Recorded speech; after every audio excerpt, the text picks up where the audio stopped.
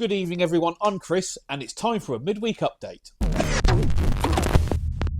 Blackhawk is all done, so I've actually decided to do this one with a black faceplate rather than the white that I've done them in previously, just because I've slightly updated the circuit and design, so give it a bit of a refresh. Kept the white knobs though, so that looks really good. See that piano black plate? Looks fantastic, right? So yeah, really happy with this one. And I'll just come around the back and show you the rear of it. Very simple on the back, and of course a WGS Blackhawk speaker. So this is a 50-watt Alnico. Think of it like a Celestian Gold, that sort of thing. Perfect for Voxy style circuits. So again, this one's looking great. So I've got to box this one up, ship it off to Norway, to our dealer over there, Falk Music. I don't know if this is pre-sold or not, but if it is, you're a very lucky chap. If it isn't, give them a call and get your hands on this. 230-volt model, on standby off, very simple 5-knob, volume, treble bass, master volume, and a cut control. Couldn't be easier. About 35-36 watts, 4x EL84. Proper hand-wired tone machine. Progress on the next Angelista chassis. So I've got the transformers and sockets and things all populated, everything mounted, and I've started doing the chassis wiring in here, getting everything how I want it to be. So for those that don't know, the Angelista Signature is my most popular amplifier by far. We've got a huge waiting list for them, and I've got so many to build. So, you know, I've just constantly got one on the go all the time. So, yeah, I mean, most of you have seen this process before, where we are with it. I've got the board done as well. Just need to do my flying leads, my twisties, my underboards, all the usual stuff, but you can see that sits in there quite nicely. So yeah, so making progress on that one, really happy with that. I've got some more Elysium pedals to build, but what I have been doing is finally finishing off the silver plate Pro Reverb that's been in for a while. I'm just finished all my repairs, got rid of his mid control. If you remember, it had the mid control on the back, and what we've done is replaced it with a half power switch for him. That's a much more usable mod. I've given it a service, I've sorted lots of bits and pieces out, and I'm now just burning it in on the bench. That's the output sine wave. It's currently doing 13.2 volts into 4 ohms, which puts us somewhere between 42 and 45 watts, which is about right. There's a tiny bit of crossover distortion there, if you can see, at rated output. So I do need to adjust the bias supply just a little bit more, just to give that range where I want it, because I'm running out of range on the pot. So I just want to shift everything over. But we'll just leave that burning in and make sure there's no other issues. But yeah, it's running fine. It sounds great. All good news. Okay, so the Pro Reverb is now all done. It has been fully serviced, biased, removed all of the unwanted mods, fitted the half power switch, and it's all now back together. I've biased it up. It's currently biased at around, it worked out around 68% in the end, which is good. Given the whole back of the cabinet a good old clean out, put all of his bits and pieces in a bag, checked it all out, it's all good. Customer can now have it back. So a nice road worn silver plate Fender Pro Reverb. At some point I would recommend getting the grill cloth done, and on these it's pretty easy to do, so that's something for the customer to think about. But yeah, really happy. Just give you a quick zoom in so you can see in more detail the damage that's on the front grill cloth. So that's going to need doing. It does look good, right? You know, if you like relic guitars, a relic amp is probably for you. Anyway, really happy with that. Let's crack on with the next thing. Right, Cornford Hellcat. Now, this one's been on the shelf for the past week or so. We need to crack on with it. We need to give it a first test and inspection. I know we did the visual inspection in a video the other week, but now we need to get more in-depth with it. So, the main complaint from the customer was that the modern channel seems to fluctuate in gain as you play, where the vintage channel doesn't. Okay, so we can compare both channels on the scope, which we'll do in just a second. The other issue was the EQ appears to be quite weak and that it doesn't affect the amplifier as much as you would expect it to. Okay, so we need to investigate that, and we had to check the reverb tank out as well. So anyway, what I've done is I've just fired it up. I'm just doing my basic checks, as I always do. So I'm currently into the vintage channel. I don't know if you can tell the vintage channel LED is on. I can switch between modern and vintage. There you go. So in the vintage channel, master volumes are both up full, mids on full, treble and bass on 0. That's how we usually test these things. And there's my output sine wave. So this is a 4 EL34 amp. So I'm probably looking at, I would like to see 35, 36 watts, just like, you know, our Blackhawk model, right? Which means our output voltage for 36 watts will be just under 17 volts. So we're currently at 10, and that's nice and clean, which is 12.5 watts. And we'll crank it up, and you can see we're already getting some crossover distortion. Not sure what crossover distortion is. It's the point where the top half of the peak transitions to the bottom. You see you get that step. That's telling me the valves aren't on all the way. They're not conducting fully as much as they should. And we'll bring it up just to where the peaks start to square off. 14.4 volts into 8 ohms is around 26 watts. So it is down on power. Now, I am going to double check what the rated output of this amplifier should be, because, you know, maybe it is lower. Maybe that's the way it's designed. But you can see those output valves are biased very cold. The other thing you'll notice is that the wave is symmetrical there, but then it becomes asymmetrical. The top half looks very different to the bottom half. The shape is different. It's not the same, which is what I would expect it to be. Okay, so that's that channel.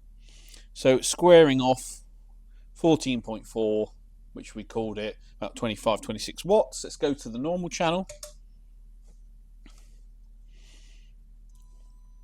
Sorry, very sensitive control on this.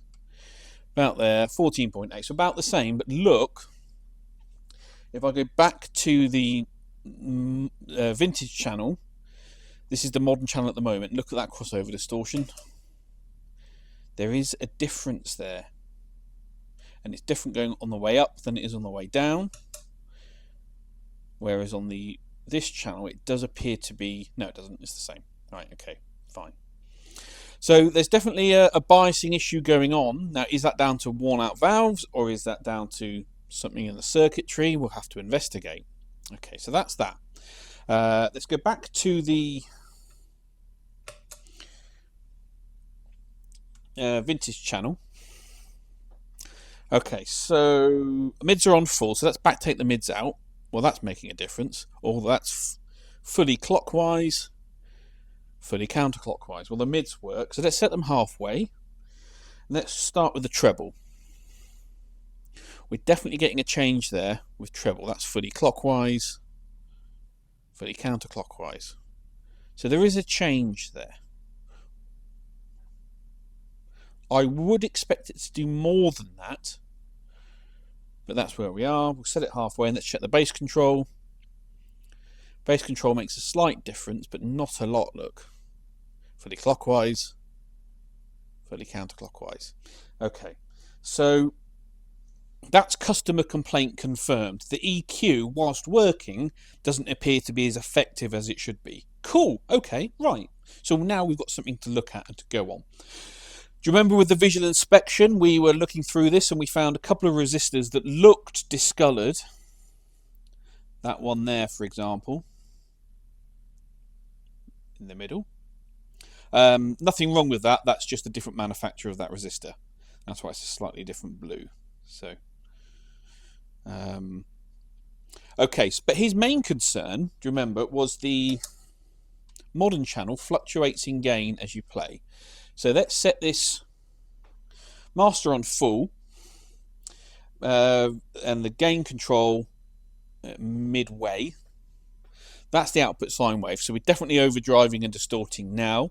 We're pulling 27.7 watts out of the wall. So what I'm going to do now is, that's at 16 volts. You see that?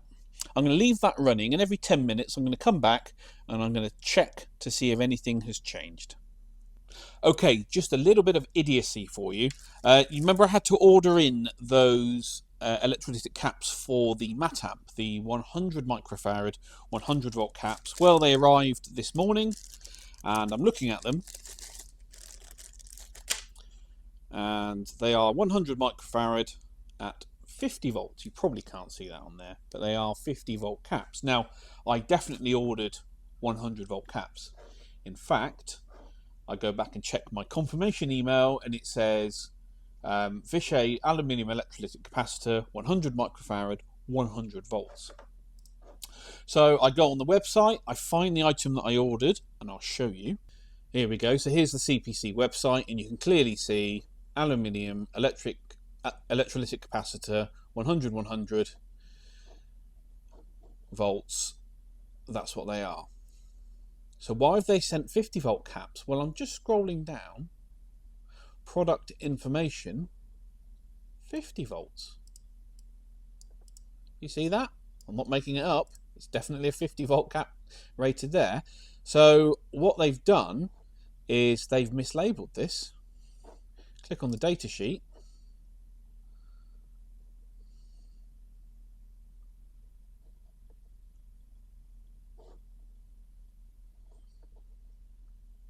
So they do a 50 and they do 100. All they've done is they've managed to mislabel the listing on their website. So I've had to order some more from somewhere else because they didn't actually have actual 100 volts in stock. So there we go, lesson learned. You know, check the details, check the data sheet, make sure that the listing is correct, because I've now got caps that I'm probably not going to use because 50 volts is too low for where I'd normally put these. You really want 63 to 100 volts. I'm sure they'll come in useful, but it just means I can't get back on to the mat amp repair because I've got to wait another couple of days for these caps to turn up. Right, it's now had a full hour running on the bench. It's nice and hot. It's still putting out 15.5, 16 volts. What I did, every 10 minutes, I wrote down the power consumption from the wall in watts and the output, the signal output of the amplifier in volts. It's pretty much the same. Nothing's changed. So do I now rerun the test measuring the output of the modern channel to see whether there's a fluctuation in that channel itself, or do I need to start looking somewhere else? Let me just bring that down. We've still got the crossover distortion, so that's still there. So I still need to investigate the output stage of the amplifier. But while we're here, here's my dummy load. This is a 1000 watt 8 ohm load that I have. This large metal resistor here that I've got heat sinked to my shelving unit. That's been running for an hour now. 58 degrees Celsius. So definitely got some heat to it, but yeah, that's how hot that gets with 35, 36 watts running into it. I did check online. This is meant to be a 35 watt amplifier, so It is down on power, or at least where I would be comfortable with it. If I can get it to... See, the issue is we don't know how much distortion Cornford measured and rated this amplifier at. Was it 2% distortion, 5%, 10%? We don't know. We don't have that figure to hand. So I would be comfortable with this putting out... I mean, what did we say it was at the moment? 25, 26 watts? If I can get that to 30, 32... where I would normally rate it, I'd say that's running better. So that's going to be my goal for this. But I've still got to actually experience this fluctuating gain that the customer is complaining about. So we'll keep going with that. But we're going to call this video done for the time being. A nice midweek workshop update. Well, that's it then, guys. Thank you very much for watching once again. The Tone King video, it's the most popular video I've done so far in terms of our, weekly updates. So thank you so much for everyone that watched that, everyone that commented, gave the video a thumbs up. We gained a ton of subscribers this week, so thank you so much. I really, really, really appreciate everyone who takes the time to tune in and watch me ramble on every week. So anyway, I've just had something come through the door that's really, really exciting, something that we don't really get here. So that's going to be on Sunday's video, an inspection and checkout on that. It's a service and repair. So we'll see how that goes, but I shall catch you all then.